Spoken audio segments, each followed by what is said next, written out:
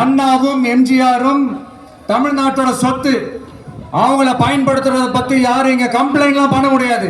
அண்ணா எங்களோடது, எம்ஜிஆர் என்னோடது, எங்களோடது, நீங்களாம் எடுத்துக்க கூடாது அப்படிலாம் யாரும் இங்க அழுதுட்டு இருக்க முடியாது சொல்லிவிட்டேன். அதனால நாங்க ஒரு வழியில அரசியல் செஞ்சுக்கிட்டு போயிட்டு இருக்கிறோம். உங்களுக்கு தான் ஒரு பொருட்டே இல்லைல்ல, அப்புறம் ஏன் கதறீங்க? அப்புறம் ஆளாளுக்கு அங்க போயிட்டு இங்க போயிட்டு புலம்பி தள்ளிக்கிட்டு இருக்கிறீங்க. இது எப்படி இருக்கு தெரியுமா? எனக்கு பயம் இல்ல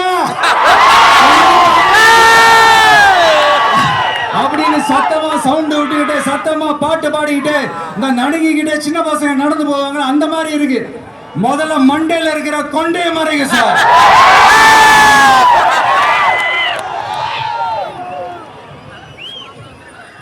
சும்மா மாறு விஷயத்துல மறு வச்சுக்கிட்டு மீடியா ஆளு, ரேடியோ ஆளுன்னு இவங்க ஆளுங்களை மாத்தி மாத்தி அனுப்பிக்கிட்டு இதெல்லாம் என்ன மக்களுக்கு தெரியாதுன்னு நினைச்சிட்டு இருக்கீங்களா?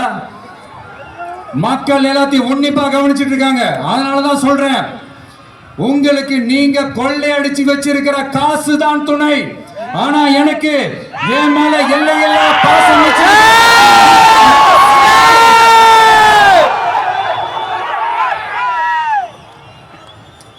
இப்படி நமக்கு துணையா இருக்கிற ஈரோடு மக்களுக்காக நான் இப்போ குரல் கொடுக்கலாம் வந்திருக்கிறேன். சரி, இப்ப விஷயத்துக்கு வருவோம்.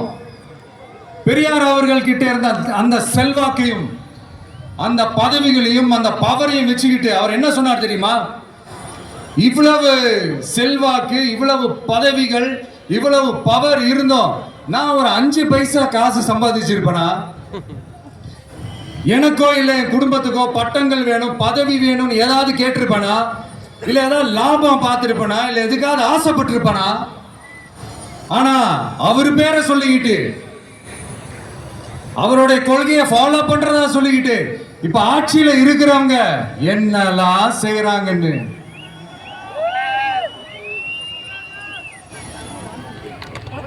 அதனாலதான் சொல்றோம், பெரியார் பேரை சொல்லிக்கிட்டு தயவு செஞ்சு கொள்ளையடிக்காதீங்கயா, தயவு செஞ்சு கொள்ளையடிக்காதீங்க. அவரு பேரை சொல்லிக்கிட்டு பெரியார் பேரை சொல்லி கொள்ளையடிக்கிற இவங்க தான் நம்மளுடைய அரசியல் எதிரி.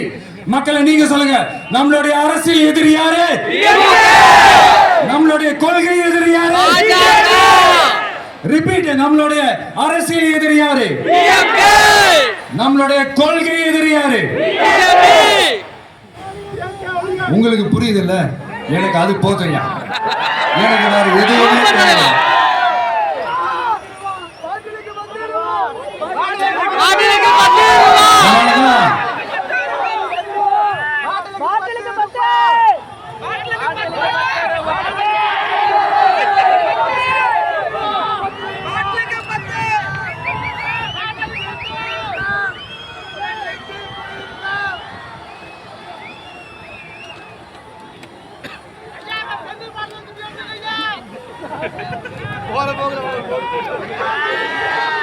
உங்களுக்கு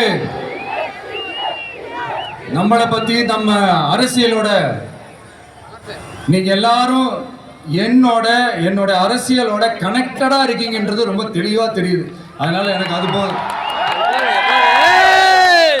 அதனாலதான் எதிரிகள் யாருன்னு சொல்லிட்டு களத்துக்கு வந்திருக்கிறோம். அதனால அவங்கள மட்டும் தான் எதிர்ப்போம். அதுவும் அந்த எதிரிகள் யாரு இப்போ இங்க 2026 சட்டமன்ற தேர்தலில் களத்துல இருக்கிறாங்களோ அவங்கள மட்டும் தான் எதிர்ப்போம். சும்மா களத்திலே இல்லாதவங்களையும், களத்துக்கும் அவங்களுக்கும் சம்பந்தமே இல்லாதவங்களையும் எதிர்க்கிற ஐடியாலாம் இல்ல பாஸ். நீங்க கேட்கிறீங்கன்றதுக்காக எதிர்த்துட்டு இருக்க முடியாது பாஸ். உங்களுக்கு நிறைய வேலை இருக்குது.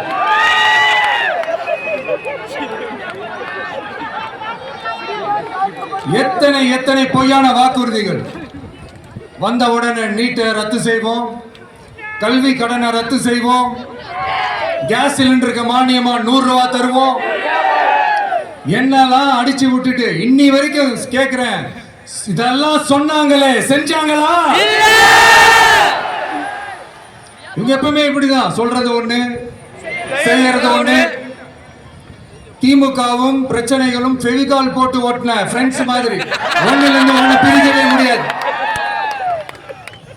இப்போ ஈரோடு பகுதியில் இருக்கிற பிரச்சனையை பத்தி பேசுவோம்.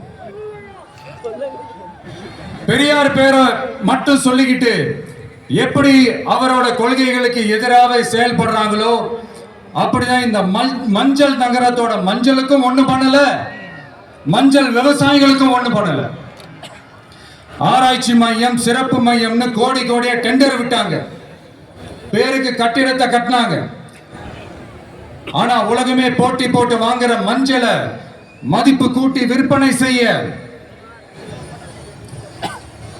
அதாவது அதோட வேல்யூ இன்க்ரீஸ் பண்ணி நம்ம விவசாயிகளுக்கும் இந்த மாவட்ட மக்களுக்கும் நன்மை செய்ய இதுவரைக்கும் என்ன செஞ்சிருக்காங்கன்னு யோசிச்சு பார்த்தா ஒரு பெரிய ஜீரோ தான். கரும்பு நெல்லுக்கு அரசாங்கம் விலை பிக்ஸ் பண்றாங்க, அதையும் ஒழுங்கா பண்றதில்ல. ஒவ்வொரு முறையும் பிரச்சனை. அங்க நெல் கொள்முதல் செய்யறதுல ஊழல். சரி, நாம கஷ்டப்பட்டு விளைய வச்சது வீணா போக கூடாதுன்னு நினைச்சு நம்ம விவசாயிகள் கேட்கிற லஞ்சத்தை கொடுத்தாலும் அதுக்கப்புறம் கூட அந்த கொள்முதல் ஒழுங்கா நடக்கிறது இல்லை.